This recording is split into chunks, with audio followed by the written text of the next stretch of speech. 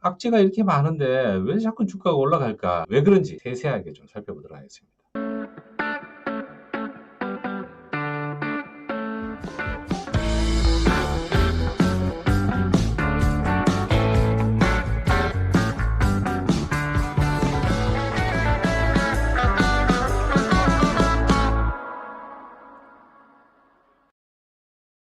안녕하세요. 반갑습니다. 예, 박 셰프입니다.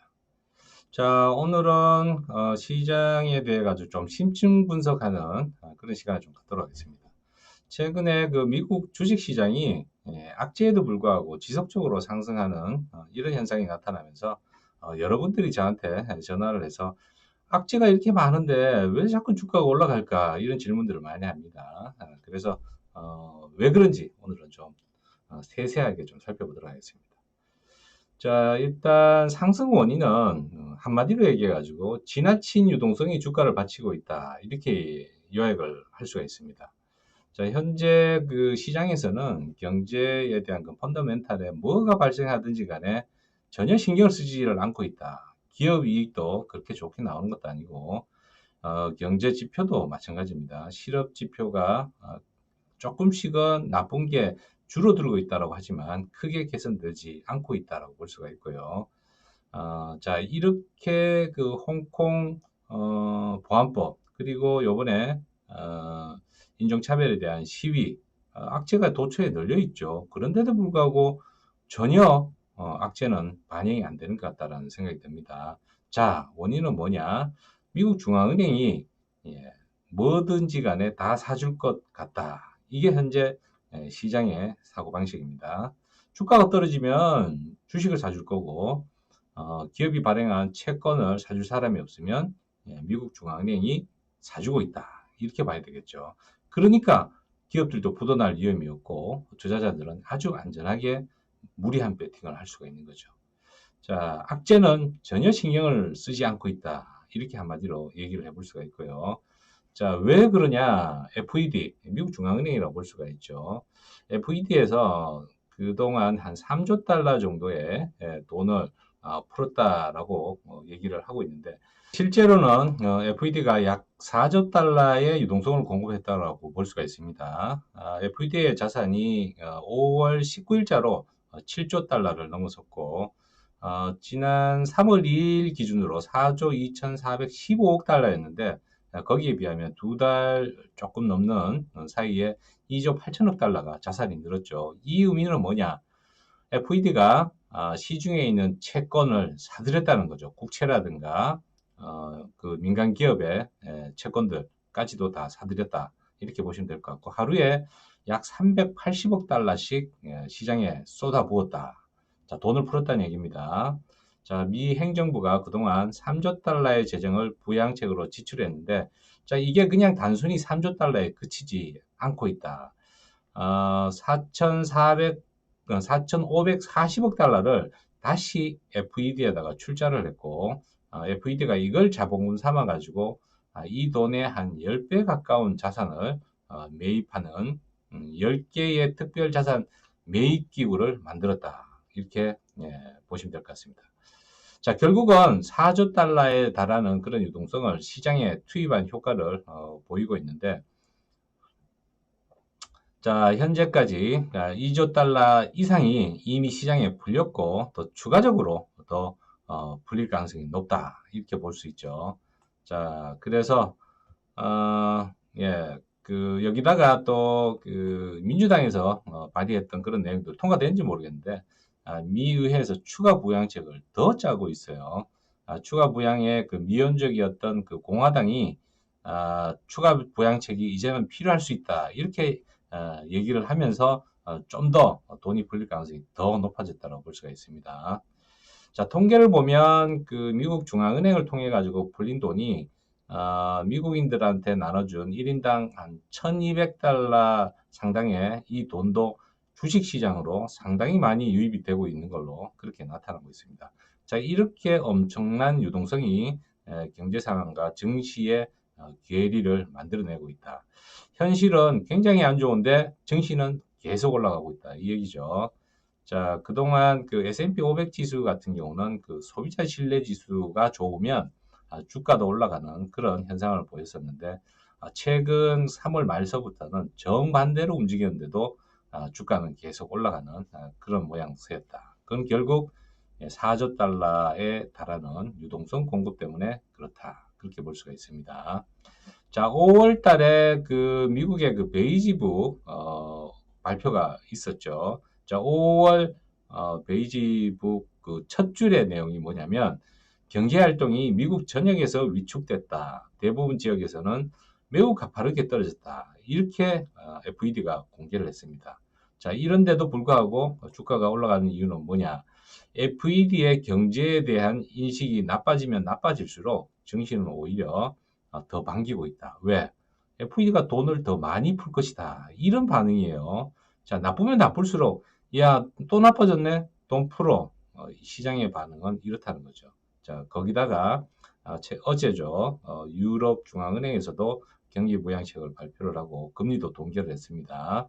긴급 자산 매입 프로그램을 약 6천억 유로, 우리 돈으로 약 820조 정도 되는 돈을 풀기로 하고 최소 2021년 6월까지 확대한다고 그렇게 얘기를 했습니다. 자, 현재 그 22 유럽 중앙은행의 그 견해도 코로나19 확산으로 인해 가지고 타격을 입은 경제 회복이 지연되고 있다. 이렇게 얘기했어요. 자, 그러니까 뭐예요? 예, 미국 중앙은행하고 마찬가지로 유럽 중앙은행에도 전례 없는 경제 위축을 겪고 있기 때문에 코로나19 위기를 해결하기 위해서는 모든 수단을 활용할 거다. 이렇게 얘기했습니다. 당분간 금리 인상은 없다. 이런 얘기까지 덧붙여서 얘기를 했죠. 자, 거기다가 또 하나 맨 밑에 7조 달러의 유동성이 대기하고 있다. 자, 이 얘기는 현재 그 시장이 그동안 V자 반등한다, U자 반등한다, 아니면 일자로 그냥 계속 급락할 것이다. 이런 다양한 시장에 대한 견해들이 있었죠. 그런데 결국 주가는 지금 어떻게 보면 결과적으로 봤을 때는 주가가 V자 반등을 한 결과를 보여주고 있는데, 자, 최근에 워런 버핏이 그 항공주 그리고 은행주들 대거 팔았죠.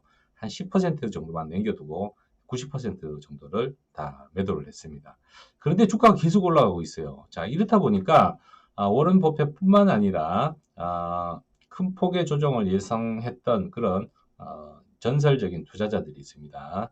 자, 스탠리 드러큰밀러라든가 데이비드 테퍼, 제프리 건들락, 이름도 어렵죠. 자, 이런 분들이 그동안 투자를 못하고 호공만 쳐다본 그런 결과가 됐어요. 그러다 보니까 다시 조정이 온다면 사야겠다.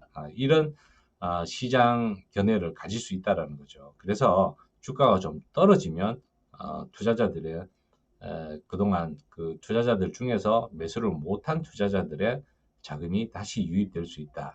자, 이런 견해들 때문에 주가가 그동안 계속 떨어지지 않고 오히려 악재가 나오면 올라가는 그런 모양새였다라고 볼 수가 있습니다. 자, 그러면 이런 유동성 기반의 랠리가 언제까지 계속될 거냐? 제롬 파월 그 FED 의장, FOMC 의장이라고도 하죠. 자, 경기가 회복될 때까지 모든 수단을 동원해서 쓰겠다. 한두 달 전에 그렇게 얘기를 했었죠. 자, 당분간 경기가 예상보다 좋으면 좋기 때문에 올라가고, 자, 예상보다 나쁘면 FED에서 돈을 풀 것이기 때문에 그런 기대감 때문에 또 오른다. 이게 현재 상황입니다. 자, 그렇다면 주구장창 올라갈 것이냐? 어제 미국 주가가 꼭대기에서 조금 밀렸죠. 자, 지속적으로 밀릴 것이냐? 아니면 재차 상승할 것이냐? 오늘 아시아 시장에서 다시 반등하고 있어요. 자, 그러면 떨어질 만한 요인은 뭐가 있는지 이것도 좀 살펴봐야 되겠죠. 자, 제가 보기에는 한마디로 얘기해가지고 트럼프가 흔들리고 있다. 왜 흔들리냐?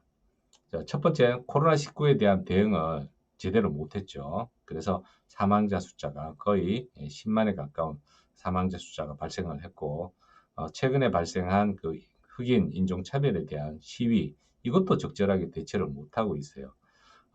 대통령이 연방군 투입을 경고를 하고 극우 행보를 보이면서 온건 보수층까지 등을 돌리고 있다. 그동안 약간 보수 성향이 있던 사람들은 트럼프 편이었던 분들이 많이 있었는데 이제는 민주당 대선 후보인 조 바이든 전 부통령하고 지지율 싸움에서 크게 밀리고 있습니다.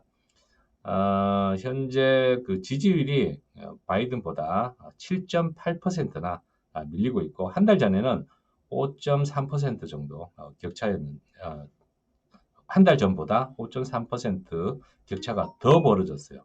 자, 한 달 전만 하더라도 바이든이 한 2%못 미치는 그, 저, 자, 2%못 미치는 자, 다시 할게요. 자, 2%못 미치는 지지를 받고 있었는데 어, 이제는 7.8%가 더 넘게 지지를 더 받고 있다. 그렇게 볼 수가 있습니다. 자, 그러면 트럼프가 흔들리는데 왜 주가하고 무슨 상관이 있냐?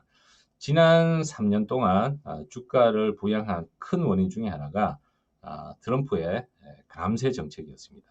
기업에 대한 세금을 대폭 인하를 해줬죠. 그런데 바이든이 대통령이 된다라고 하면 현재 법인세 유효세율이 18%에서 26%까지 올라갈 걸로 그렇게 예상을 하고 있습니다. 그래서 바이든이 대통령이 되면 주가가 떨어질 가능성이 높다. 이렇게 보고 있기 때문에 트럼프가 재선에 성공할 가능성이 줄어들면 줄어들수록 주가는 하락 압박을 받고 있다. 그렇게 볼 수가 있죠. 자, 정치적인 위험도 계속 커지고 있어요. 미중 간의 갈등이 계속 격화되고 있고, 시장의 선호하는 트럼프 대통령의 재선 확률도 좀 떨어지고 있고, 자, 이래서 점점 정치적인 그 불안감은 좀 더 격화되고 있다. 일단 그렇게 볼 수가 있죠. 자, 그리고 연금 펀드의 그 차익 매물이 출회될 가능성이 높아졌다. 자, 그동안 급락할 때 그 연금 펀드가 손해를 많이 봤었겠죠. 이제 수익 구간으로 훌쩍 넘어서면서 차익 매물이 나올 가능성이 커졌다. 이런 분석입니다. 그래서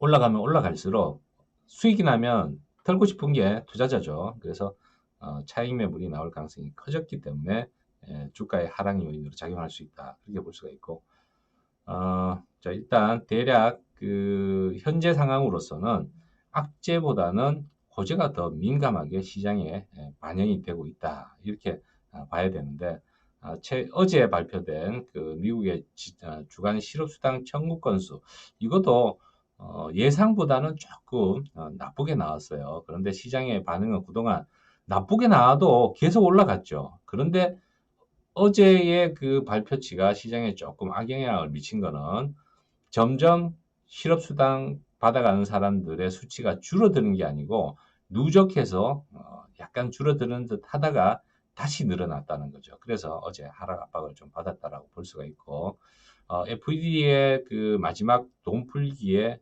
위험성은 돈을 너무 많이 풀어가지고 인플레이션이 발생하는 겁니다. 인플레이션 발생한다는 얘기는 물가가 올라간다는 얘기죠. 그러면 어떻게 돼요? 예, 다시 금리를 인상을 해야 됩니다. 시중의 돈을 끌어당겨야 되죠. 그래서 그게 또 하나의 그 하락 요인으로 작용을 할 수가 있는데 현재로서는 또 인플레이션 가능성은 크게 고려되고 있지 않다. 왜냐? 경기가 워낙에 안 좋기 때문에 수요가 따라주질 않아요. 자, 돈을 안 쓴다는 거죠. 돈을 안 쓰면 무슨 현상이 생기냐? 인플레이션이 아니라 디플레이션 우려가 오히려 더 생깁니다. 그래서 아직은 돈을 이렇게 풀어도 수요를 진작시킬 만한 그런 기대가 아직은 좀 적기 때문에 인플레이션은 경기가 내년 말 지나서 지금 내년 말까지도 실업률이 8% 정도까지밖에 회복이 안 될 거다. 이런 전망입니다. 실제로 경제 회복 상태는 굉장히 더디고 내년 말을 더 지나서 2, 3년 정도 지나야 인플레이션이 발생할 가능성이 있다. 그렇기 때문에 인플레이션 우려조차도 당분간은 별로 없다. 그럼 결론은 뭐냐?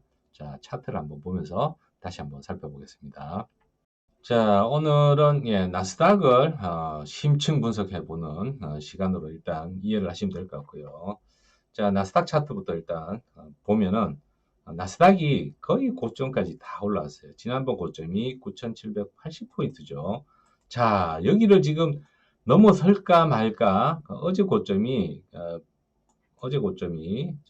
보면 9,742포인트. 야, 38포인트 못 미쳐가지고 거기서 대밀리는 모습이고 오늘 오전에도 확 밀리는 게 아니라 약간 주춤하는 정도의 모습이고 강보합권에서 움직이고 있습니다. 자, 결론은 악재와 호재가 비등비등한 상황에서 약간 호재가 우세한 상황으로 유동성이 주가를 밀어 올리고 있다. 이렇게 봤을 때 악재 또한 또 무시는 못하기 때문에 당분간은 상단에서 박스권으로 움직일 가능성이 있다. 좀 전에 말씀드렸듯이 주가가 떨어지면 대기대에 있는 7조 달러의 자금들이 다시 증시로 유입될 가능성이 있기 때문에 어느 정도 빠지면 다시 반등의 여지가 있다. 그래서 일단은 제가 볼 때는 좀 큰 그림으로 봤을 때 8,700포인트 정도 나스닥은 그 정도까지의 등락은 있을 수 있지만 그 이하로의 그 하락은 경제 지표가 굉장히 나쁘게 나와도 떨어질 가능성은 조금 줄어들었다. 이렇게 이해를 하시면 될 것 같습니다. 자, 보는 김에 S&P하고 다우지수도 같이 한번 살펴보면 자, 다우지수, S&P 지수는 보시다시피 S&P 지수 정고점에서 아직은 한참 더 떨어져 있죠. 자, 이렇게 봤을 때 나스닥을 먼저 봤던 이유가 먼저 올라왔죠. 그래서 나스닥을 눈여겨보면 S&P하고 다우의 흐름도 조금 볼 수가 있기 때문에 먼저 살펴봤는데, 자, 일단 지금 그 고점에서 밀릴 것이냐, 돌파를 할 것이냐. 자, 나스닥은 일단 S&P나 다우보다는 약간은 약한 흐름이 나타날 가능성이 있는 게 그동안 어, 팬데 저기 뭐, 그 코로나로 인한 팬데믹으로 인해 가지고 언택트 기업들의 주가 상승이 굉장히 좋았죠. 그래서 먼저 올라왔는데 어, 다시 경제 활동이 재개되면은 그런 메리트가 좀 떨어지죠. 그래서 악재가 반영이 되면 나스닥에 먼저 반영이 될 가능성이 큽니다. 그래서 나스닥의 하락폭이 좀 더 어제도 크게 나왔다가 또 급반등했다가 다시 떨어지는 모습이 나타나는데 떨어지기 시작하면 나스닥이 먼저 떨어질 가능성이 높기 때문에 나스닥을 좀 주시를 해야 되고 현재 S&P하고 다우지수는 상대적으로는 좀 떨어져도 덜 떨어지는 그런 모습이 나타날 가능성이 높다. 자, 그렇게 말씀드리고 향후 주가는 상단에서 박스권으로 당분간 진행될 가능성이 높다. 이렇게 결론 내리도록 하겠습니다. 시청해주셔서 감사합니다.